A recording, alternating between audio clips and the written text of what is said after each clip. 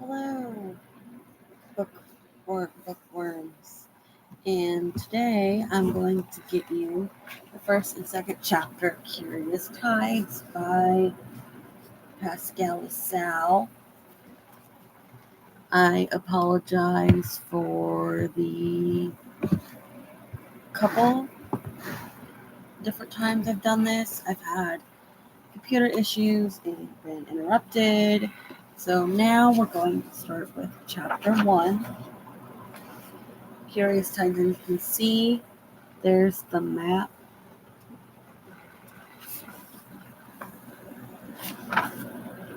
The sacred lunar houses and their tidal alignments.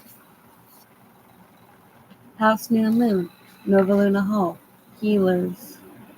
If you want to read, if you want, you can just look up the houses if you're following along. I'm going to skip all the houses.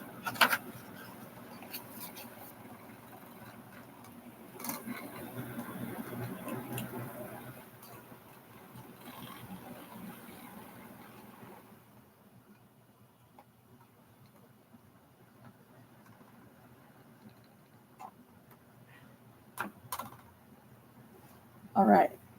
Now this is last spring. She was drowning in the sea of stars. Emery knew this is how she would die, smothered by the strange tide. Selfishly, she hoped that the thing brushing against her was Romy. She didn't want to die alone. In the darkness between stars were memories she wished to forget. The cave, like a womb, the students at its heart, the widening of Romy's eyes as the sea rushed in, swift and inevitable. We are born of the moon and tides, into them we return. But Emery wasn't ready to go. The thought was a flimsy lifeline she reached for, hands sinking perched in the wet sand until they found a clammy, solid weight to grasp. Emery, Emery, the sea whispered as if loath to let her go. It relinquished its hold, and she hauled herself onto shore. The receding waves unveiled the shape of her anchor in the sand, and Emery jerked back, a scream lodged in her throat. A body, limbs bent and broken and wrong.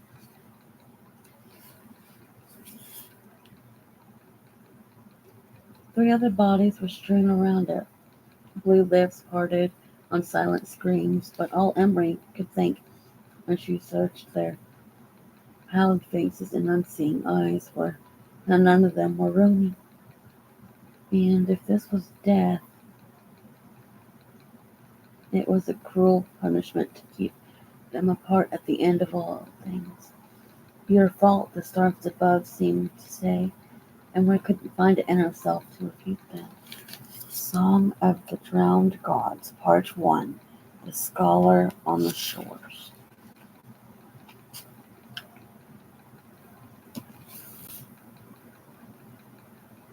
There is a scholar on these shores who breathes stories. He inhales all manner of them, holds each one in his soul. And when his lungs are too full of words, he exhales at last, daring to breathe his own stories to life. Thus he breathes in words and breathes more out, in and out and again, like the measured rhythm of the sea, until one day he finds a peculiar book that sets even the tides off their fated course.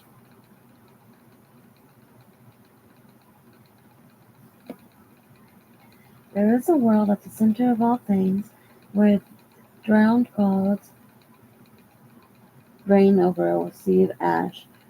The book begins. There's an involuntary rule, for in the bleak world they have been marooned, forced to become dim echoes of their former glory, while they await the heroes who might one day set them free. Can you hear their plea? It is a song that carries on the wind like ash as it flutters across worlds, and perhaps a piece of it lingers here on this very page.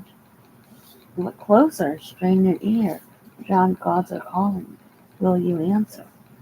The story tells captivates the scholar, so much so that he finds himself beneath a colorless sky, alone in the stillness of a great expanse of ash. The book still hangs from his hand, the only tangible thing in this curious world, and before he can make sense of it, he is pulled back to his college by the sea, where the book turns to dust in his hand, and the memory of the universe is contained already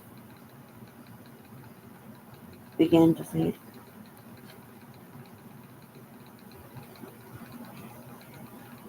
Like a dream, but for the taste of ash left on his mouth, the fine coating of it on his clothes and hair, and this unshakable belief that now courses through his veins.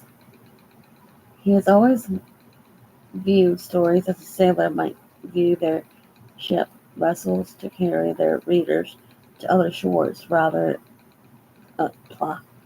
other worlds, portals on the page. And here he has found such a portal, not a figurative one at all, not a figment of his imagination, but real. He has glimpsed a world beyond those shores. Here's an echo of it now between the stars, symphony of drowned gods that beckon. Come, seek us as we seek you.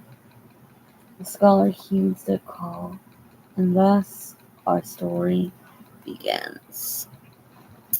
Now, in the book, there will be parts of this from the story, inside the story,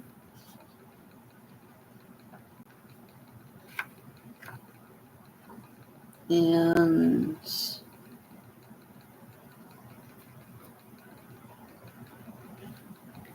I will only do chapter 1. I know it says in the title chapter 2, but I am not going to do chapter 2 tonight.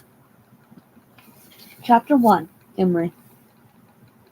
Today was the first day of a new moon, and on the banks of the Alder Sea the tide was low. There was a time when these facts meant nothing to Emery Ainsley. You know what? Forget it. I want to read it on your own. We'll redo it later. I will do it again, probably Monday night or sometime Tuesday. I apologize. But anyway, that was just the prologue.